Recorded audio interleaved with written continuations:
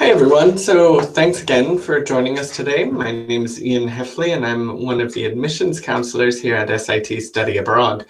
I'm joined today with an alumna of our South Africa Multiculturalism and Human Rights program. Katherine, do you want to take a moment to introduce yourself? Hi, my name is Katherine Toll, and I, again, studied abroad in Cape Town through the Multiculturalism and Human Rights program. I am a senior at Franklin and Marshall College studying sociology. Well, thank you very much for joining me today. I'm always very excited to hear about the program experience after you've had your semester abroad. So let's jump right into it with the first question. In a location like Cape Town, there's quite a few options to either direct enroll in the University of Cape Town or study abroad. So what really what really appealed to you about the SIT study abroad program there? SIT appealed to me because the first thing was there were just so many different options. You guys have so many great programs, and they're all very small programs. I did have experience hearing about different programs, but it was very easy for kids, I think, to get lost in the shuffle. With SIT, there were 23 students in my group, and it was a lot of one-on-one time, a lot of discussion, which I really enjoy in the classroom, and the ability to travel to different locations, which I don't think would have been possible direct enrolling in another institution.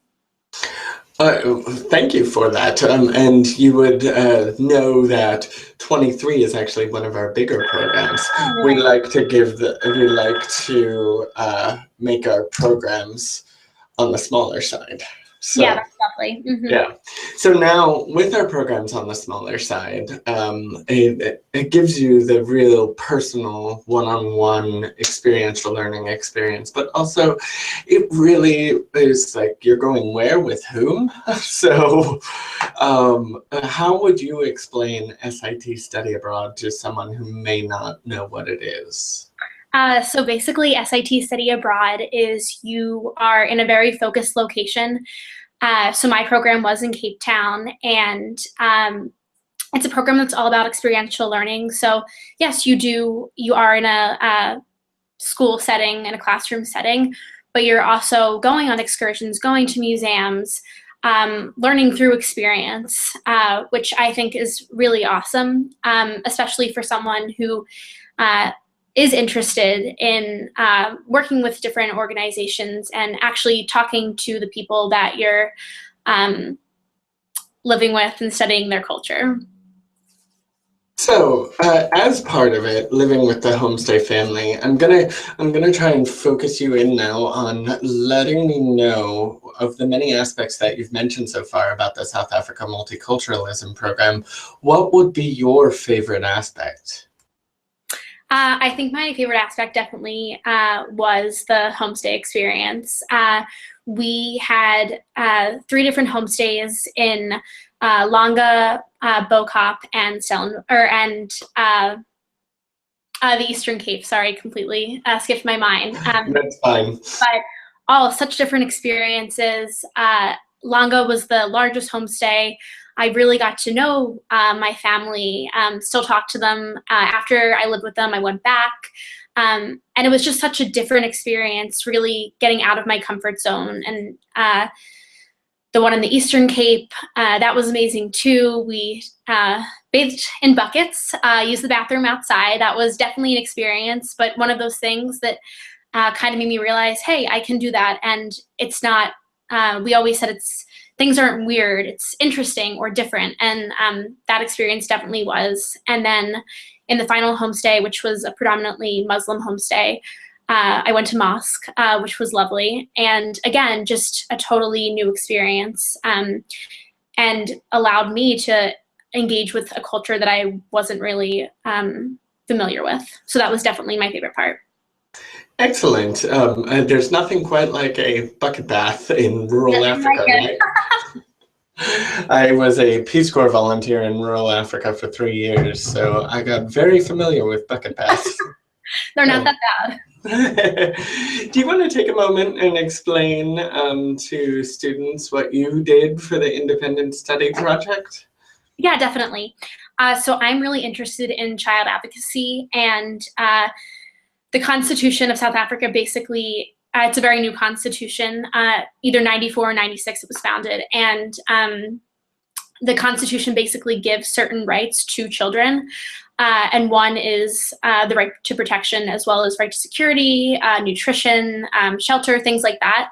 So I focused on the right to protection and how this is a guaranteed right for children, and how this right is actually carried out in reality. So I guess there's a big discrepancy between what the Constitution says and what children actually are given in terms of the right to protection. So I was able to interview different NGOs. I had awesome conversations with people, which was really great. It's a little nerve-wracking at first, but then it went really well. Then you're also doing research, which was really awesome as well. And then it ends in a big paper, which is a little bit scary, but we are given tons of help. The classes really focus on getting you ready for it. And then a presentation, which is basically an informal discussion about what you've done over the past month. So it was really awesome to pursue something that I'm really interested in. So it was great. Yeah, the South African Constitution is one of the most progressive on the continent, if not the world. Yeah, definitely. But it's not always, unfortunately, in practice. So have you had the opportunity since you returned to your home school to continue that study a bit? Yeah, so I'm a senior, and I am pursuing a senior thesis. And I'm using a lot of the research that I did in South Africa to continue to use for my senior thesis. I'm also applying to different fellowships and stuff because I really want to go back because I love Cape Town so much. So I've been using a lot of my research again to apply for that and help me to get back. It's a wonderful city, and really Cape Town and South Africa is what makes me want to continue to go back. And I've been working with the region for about 11 years now, and hopefully will continue for a long time.